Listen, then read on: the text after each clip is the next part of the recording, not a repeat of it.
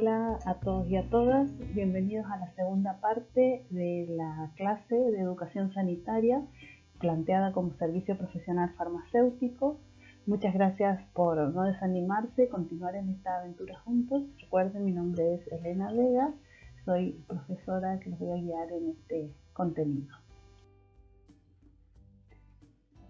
Haciendo un poco de memoria, recordemos que en la clase pasada habíamos visto que habíamos repasado conceptos y habíamos visto que queríamos ofrecer el servicio profesional farmacéutico asistencial de educación sanitaria y por lo tanto habíamos empezado a ver cómo nos podíamos organizar. Habíamos dicho que primero teníamos que tener las ganas de querer ofrecerlo, saber cómo hacerlo y qué ofrecerlo y empezar la planificación. Y en esa planificación habíamos revisado la primera etapa de la planificación, que era la fase de diagnóstico. Las 4 etapas para hacer un proyecto, para organizar un proyecto, son las que vemos aquí: la fase de diagnóstico, planificación, ejecución y evaluación. En este momento nos vamos a centrar específicamente en la fase de planificación porque habíamos dicho que una planificación correcta es la que nos va a permitir ahorrar tiempos y recursos. El tiempo es uno de los recursos, además de otros recursos económicos. Dentro de la planificación vamos a enfocarnos a vuelo de pájaro, porque en realidad si nos ponemos a hacerlo va a ser una clase eternamente larga y no es la idea. Vamos a ver cómo plantear los objetivos de nuestro proyecto, la metodología que vamos a emplear o que se puede emplear en una actividad de educación sanitaria y algunos aspectos o consejos, podríamos decir, de los materiales educativos a utilizar. Ok, plantear un objetivo claro es fundamental para el proyecto, porque esto va a ser la guía a lo largo de todo el trabajo. Esa definición es la que nos va a marcar el proyecto a lo largo del tiempo, ¿sí? Por lo tanto, necesitamos tener en claro qué se quiere conseguir con este proyecto educativo, a quién va dirigido este proyecto educativo.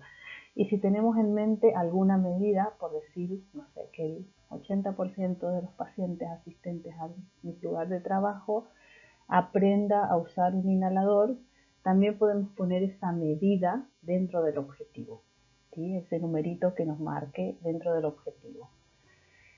Los objetivos tienen que ser realistas porque van de la mano directa de los resultados. Entonces yo no podría proponerme como un objetivo general disminuir la mortalidad de la población solo por mi intervención educativa, ¿sí? Es como ambicioso, claramente no lo voy a poder demostrar. Y si me propongo un objetivo ambicioso y mi plan de trabajo no llega a cumplirlo, me voy a sentir frustrado. Por lo tanto, tengo que plantearme un objetivo realista. Dijimos, tiene que estar claramente definido porque va a ser la guía a lo largo de todo el trabajo. Y todos los objetivos se plantean siempre con un verbo en infinitivo. Y ahí vamos a hacer un alto un ratito porque quiero dejar en claro mostrarles el concepto de la pirámide, ¿sí? De los verbos que se pueden usar para objetivos. En este caso tenemos la pirámide de la derecha, ¿sí? Que es la más nueva. Ahí muestra solo la evolución de cómo empezó y tenemos objetivos que reflejan pensamientos de orden inferior y pensamientos de orden superior. Un objetivo general para un proyecto parte por un pensamiento, podríamos decir, de orden superior y se desglosa en objetivos específicos, que serían como partecitas más pequeñas, en pensamientos de orden inferior. Entonces, por ejemplo, en el primer nivel, donde habla de recordar, ¿sí?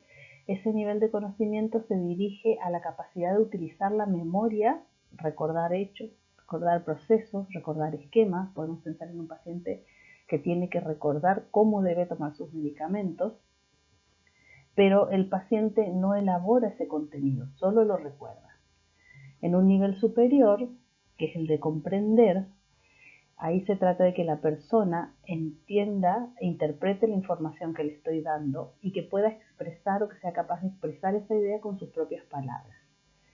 Cuando ya nos subimos de nivel, pasamos a la aplicación, donde el verbo es aplicar, y consiste en que la persona sea capaz de aplicar este concepto o lo que aprendió en diferentes situaciones.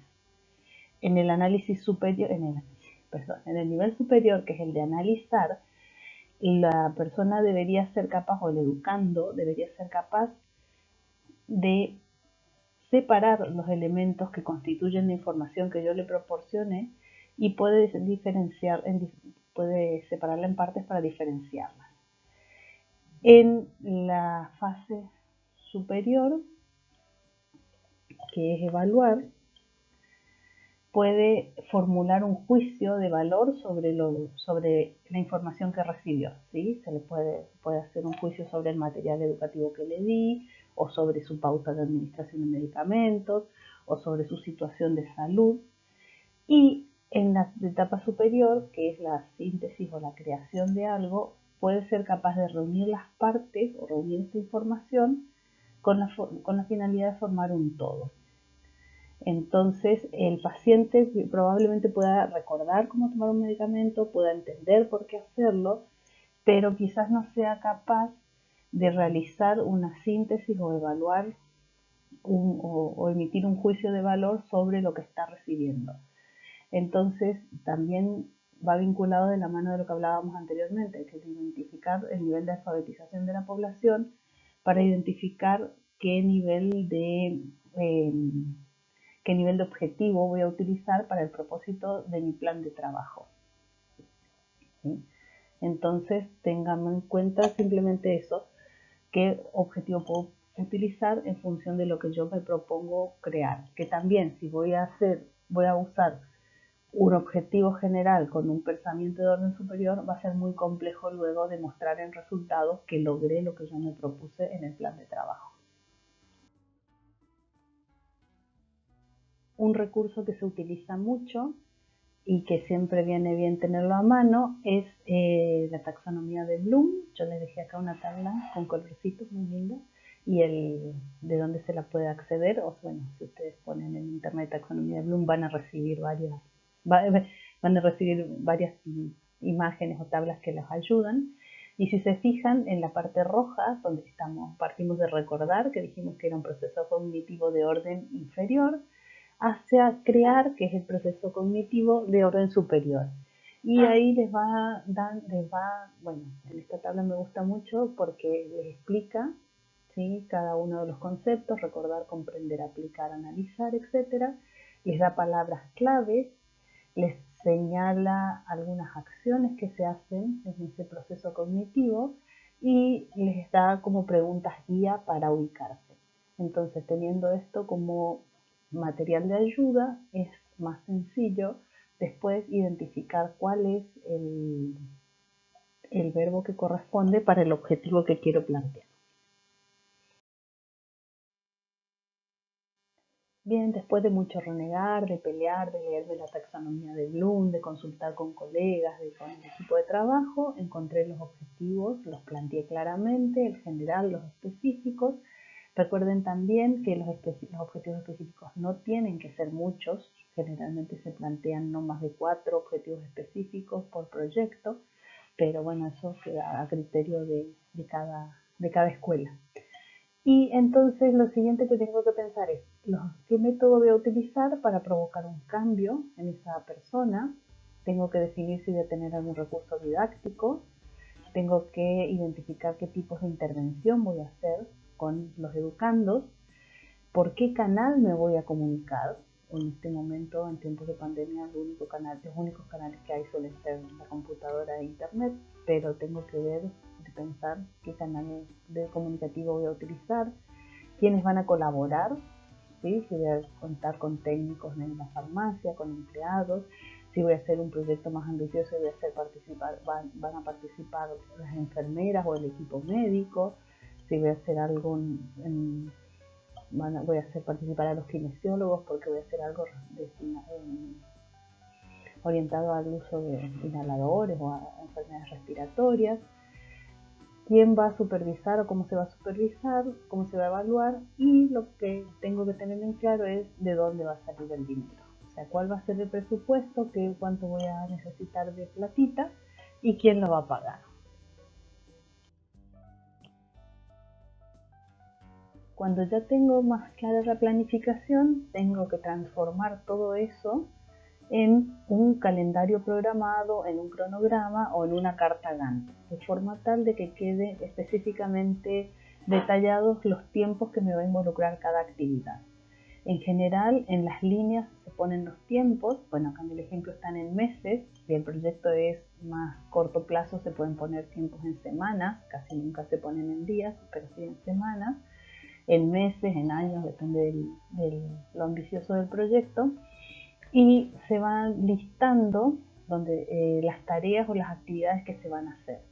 Entonces uno puede poner la tarea, cuánto va a durar. Bueno, en este caso está muy detallado porque dice cuándo empieza, cuándo termina, y va marcando en los tiempos, en las columnitas del tiempo, cada tarea como el periodo de tiempo que va a abarcar en las barras de manera horizontal. Estas tareas o actividades están vinculadas a los objetivos. Muchas veces, bueno, los farmacéuticos yo siempre digo que somos muy estructurados, ¿no? Por la formación que traemos, y generalmente he visto yo cronogramas o cartas donde uno en la primera columna pone el objetivo específico, luego desglosa ese objetivo específico en las actividades correspondientes para cumplir el objetivo, y a partir de ahí desglosa en las siguientes columnas el tiempo, la línea de tiempo que les va a llevar cada objetivo. La otra opción es simplemente poner las actividades sin vincularlas a los objetivos, pero eso es directamente a gusto del consumidor, o depende de cómo cada uno se haya acostumbrado a hacerlo. ¿Qué vamos a considerar en el presupuesto? Bien, ¿qué recursos humanos se van a necesitar? Casi siempre tengo que pensar en hacer una lista y en poner los costos de cada uno de estos ítems. Recuerden que dijimos, si una persona o el recurso humano con el que yo cuento en la farmacia lo voy a dedicar a un proyecto de educación, probablemente lo tenga que liberar de otras tareas que haga cotidianamente, y esas tareas se va a tener que hacer cargo a alguien más. Y dentro del recurso humano claramente van mis horas de farmacéutico ahí, ¿no? Tengo que ver si voy a necesitar algún tipo de bibliografía. Casi siempre ahora resolvemos todo con acceso a internet, pero no todo está gratis en internet y a lo mejor se necesita comprar un libro. Hay que evaluar si va a ser un proyecto ambicioso y voy a tener varios educadores que vayan a terreno. Necesito capacitarlos o formarlos para que la forma de transmitir la información y las actividades se realicen de manera uniforme. Hay que hacer una lista del material inventariable, si voy a ocupar algún tipo de proyector, algún tipo de sala, sillas, espacios, etc. Necesito, no sé, si voy a usar, por ejemplo, voy a hacer algún tipo de intervención, si voy a necesitar alguna balanza. Necesito también tener en cuenta qué material fungible o este material que se va a ir usando en los distintos encuentros. Y dentro del material fungible tengo que contemplar si voy a usar algún tipo de material didáctico, como sea un folleto, un póster, si les voy a entregar, no sé, contadores de pasos, si voy a entregar algún tipo de recursos, si se va a hacer una campaña educativa de salud bucal, si se les va a entregar cepillos de diente. Todo ese tipo de material también tiene que estar contemplado en los costos. Y lo fundamental es de dónde va a salir el dinero. ¿Quién va a pagar por este proyecto? Porque muchas veces tenemos un proyecto un poco ambicioso y cuando nos ponemos a ver, el técnico que me va a ayudar, no sé, a tomarles asistencia a las personas que van a asistir a un taller, no está disponible porque ese día tiene otra actividad que hacer. Y así sucesivamente. Quiero hacer un folleto para entregar y no está disponible la impresora o no tiene tinta. Entonces todo eso tiene que estar contemplado previamente a iniciar el programa. Entonces tenemos que pensar cómo vamos a provocar el cambio en los educandos que van a ser los destinatarios de nuestro proyecto educativo. Podemos utilizar programas breves que sean muy incisivos para abordar cuestiones aisladas o problemas específicos. Dijimos que podemos abordar quizás un problema agudo, ¿sí? O podemos un problema puntual que presente esa persona o ese grupo o esa población a donde estoy orientando mis esfuerzos.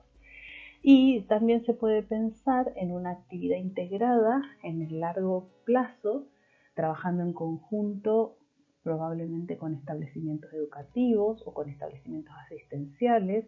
En ese caso podríamos necesitar el apoyo de organizaciones no gubernamentales o fundaciones, y pensar también en actividades populares o comunitarias. Entonces eso también es una de las dos opciones. La opción que elija va a depender de la duración del programa. Tengo que tener en cuenta también que, como todos sabemos, las actividades educativas hay que reforzarlas en el tiempo. Entonces probablemente un programa breve muy incisivo haya que hacer un refuerzo cada cierto tiempo para que la persona no pierda de vista el hábito que se quiere modificar. Respecto al tipo de intervención, también va a ir de la mano con la duración del proyecto. Podemos dar un consejo, que es una intervención breve, da información, se trata de hacer una motivación para cambiar el hábito, para cambiar o para adquirir un nuevo comportamiento. Este consejo puede ser a libre demanda, es decir, el paciente estaba en la farmacia, pidió, solucionó o lo requirió en ese momento, o lo podemos programar para tener los recursos didácticos de apoyo a mano. Se puede hacer un plan de educación individualizada, que es la que yo les comentaba que se puede hacer en el marco del seguimiento farmacoterapéutico o no necesariamente. Se pueden hacer educaciones grupales o colectivas, que eso ayuda muchas veces a reforzar a pacientes que están padeciendo lo mismo los aprendizajes, ¿sí? Y se puede hacer actividades de promoción de salud, pero que ya es a un grupo mayor de personas.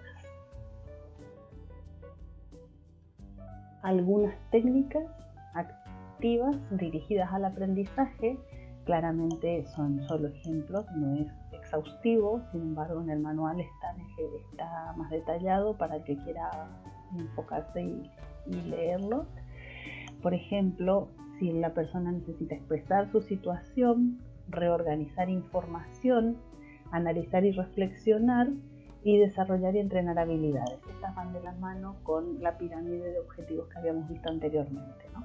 Entonces uno le puede dar, si va a trabajar con un paciente individual, hacer escucha activa, hacerle preguntas dirigidas para que la persona exprese su situación.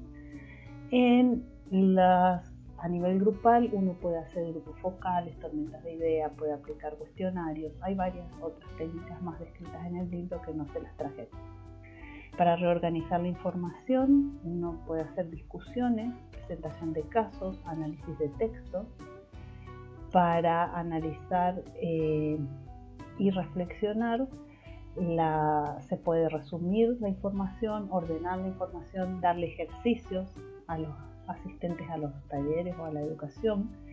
Y para desarrollar entrenamientos y habilidades, uno puede hacer una demostración in situ, que es un ejemplo muy clásico, es cuando uno quiere enseñar a la persona a usar un pastillero, por ejemplo, y a organizar su medicación semanal en pacientes crónicos. Eso generalmente se puede hacer con una demostración con entrenamiento, o simulaciones, ya sea simulación clínica, simulación de casos, etc.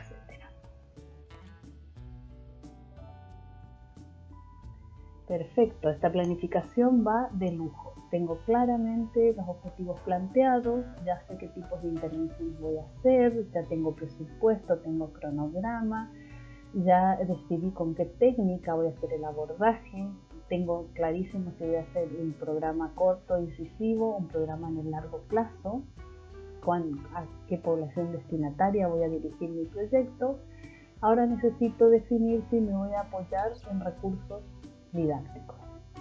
Y tengo que tener en cuenta siempre presente, y lo dijimos al finalizar la primera parte y lo vamos a decir todo el tiempo en estas clases, que brindar información no siempre modifica un comportamiento.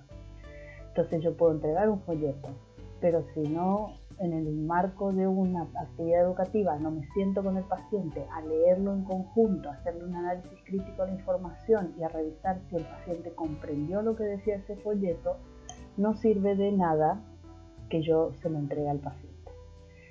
Generalmente, bueno, hablo de folletos porque es lo primero que uno piensa cuando piensa en actividades, en recursos de apoyo para los pacientes en la farmacia. Uno puede utilizar, bueno, esto que decía, material impreso, material visual, ¿sí? Que en primera instancia puede ser impreso, pero también en estos momentos puede ser una imagen que llegue por WhatsApp, en el cual se expresan los mensajes a través de imágenes. Puede tener palabras escritas, ¿sí? Entonces se le puede dar un esquema, por ejemplo, en el caso de un calendario, un esquema de tratamiento. También se puede hacer material sonoro, ¿sí?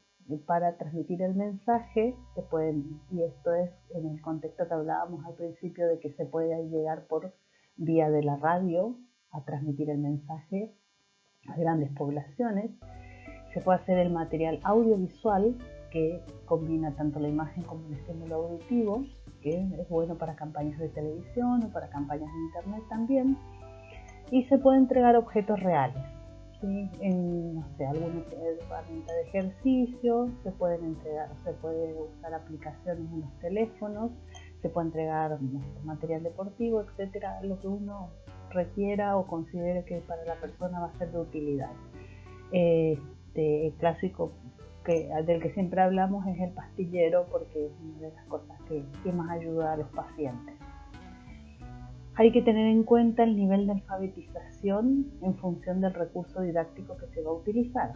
De nada me sirve un hermoso folleto si la persona no sabe leer o su capacidad de comprensión lectora es muy básica. Entonces, hay que tener en cuenta, conocer muy bien la población destinataria para saber el recurso didáctico. Hay que tener en cuenta también que hoy en día, y dadas las condiciones en las que estamos de pandemia, estos materiales, la gran mayoría de estos materiales no se transmiten de persona a persona, sino que se usan las redes sociales o se usa la computación. Entonces, en este caso, también hay que adaptar muchas veces el material que a lo mejor pensamos en darle, no sé, un calendario a la persona para que lo ponga en la puerta de la heladera o del refrigerador, y esa persona no se lo puedo entregar porque la persona no está yendo a la farmacia. Entonces ahí hay que adaptarse a los nuevos tiempos.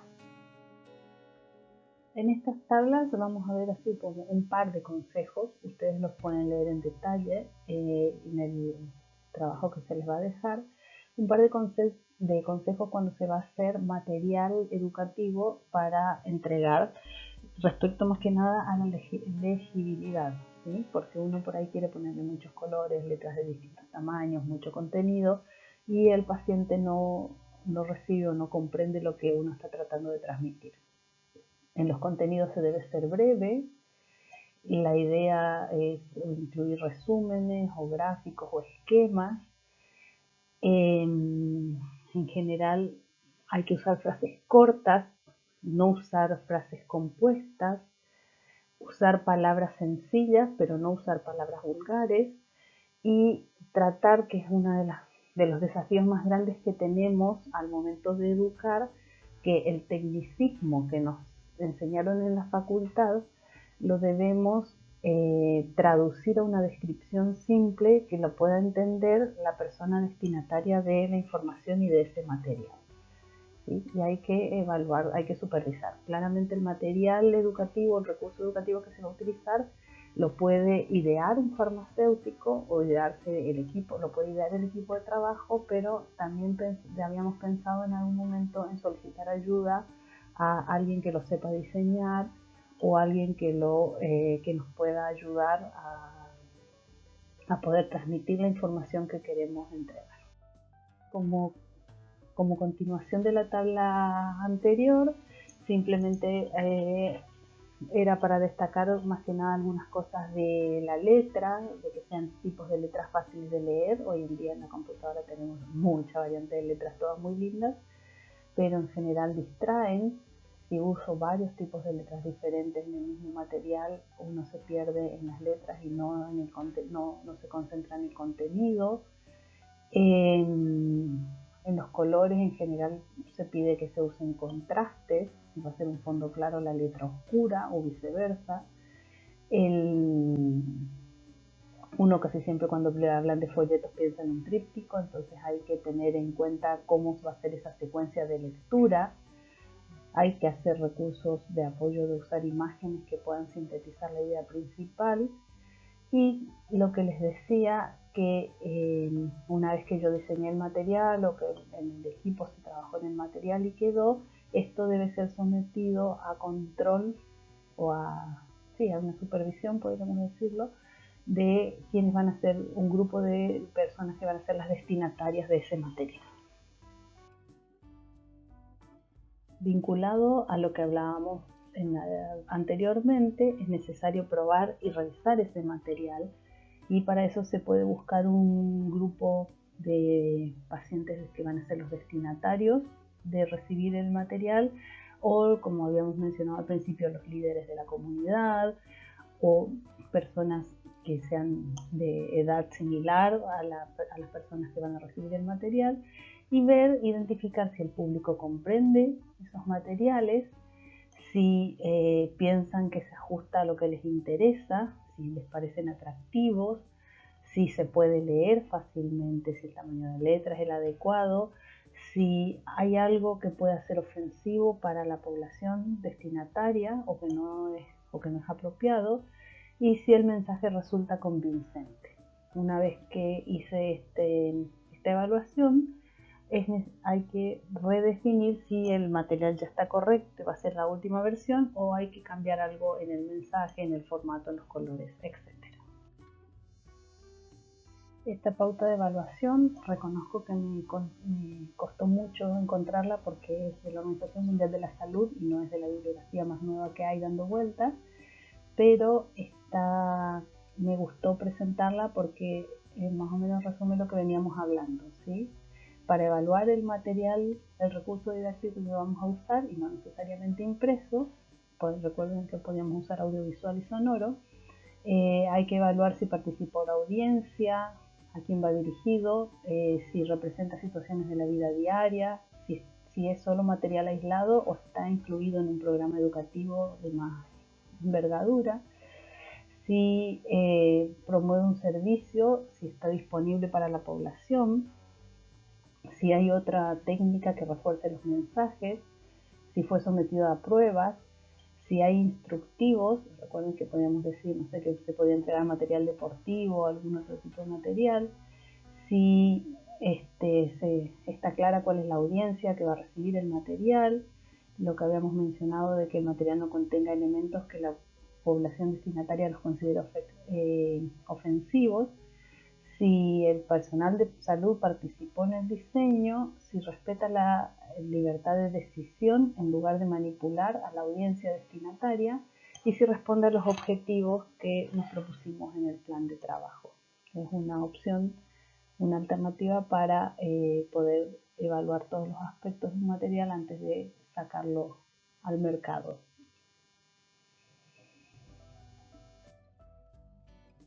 Específicamente para evaluar un material visual se puede usar, también es una propuesta, una escala de Likert de 1 a 5, donde el 5 es el cumplimiento total y el 1 indica incumplimiento, y entonces uno evalúa si presenta el tema, si se comprende, si los colores y las imágenes resaltan el tema tratado, si el mensaje es objetivo, ¿sí? Si no se presta a interpretaciones ambiguas, si no contiene elementos innecesarios, cómo es el tamaño de los elementos en la distribución del material visual, en el caso de que sea un póster, por ejemplo, si se puede transportar fácilmente, y si ese material motiva a la discusión.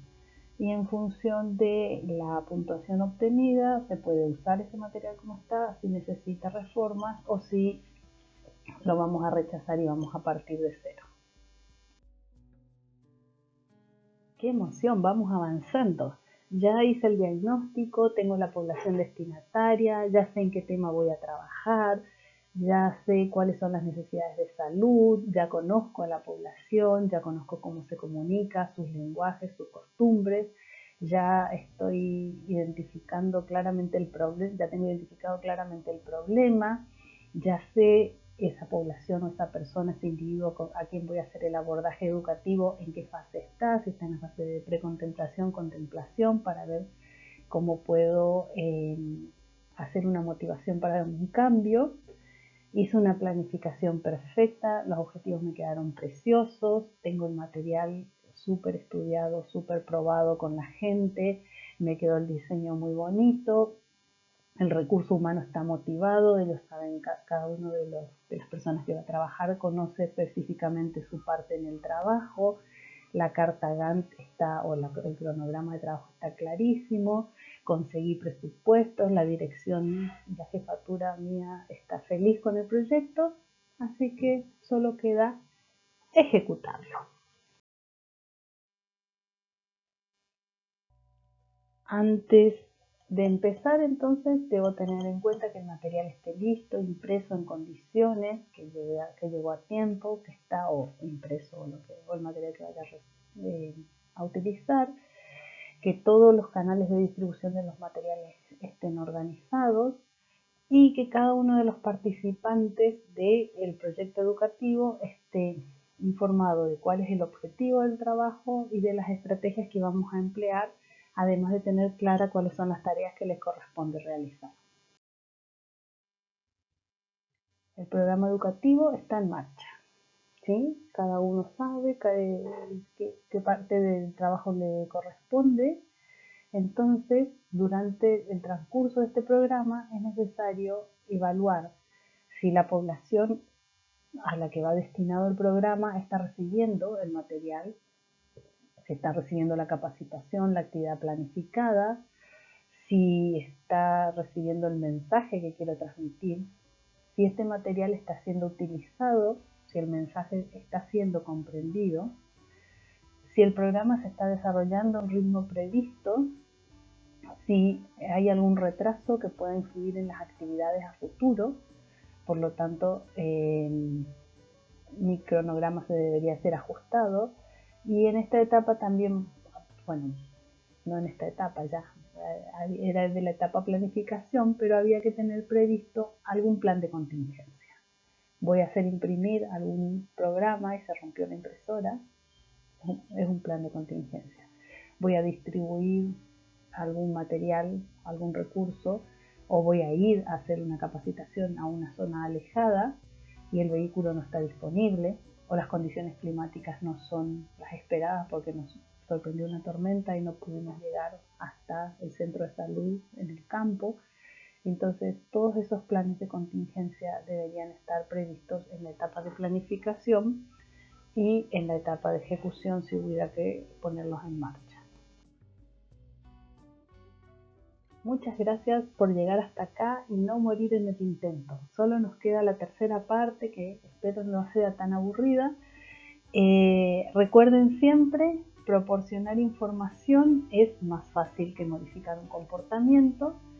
Nadie dice que sea nuestra obligación modificar comportamientos, pero si me embarco en un proyecto de educación sanitaria, tengo que pensar que mi meta es crear un hábito nuevo, saludable en la persona destinataria de mi actividad.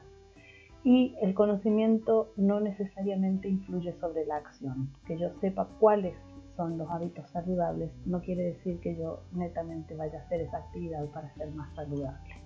Así que bueno, cerramos la parte 2 y nos vemos prontito en la parte 3 de la clase. Gracias.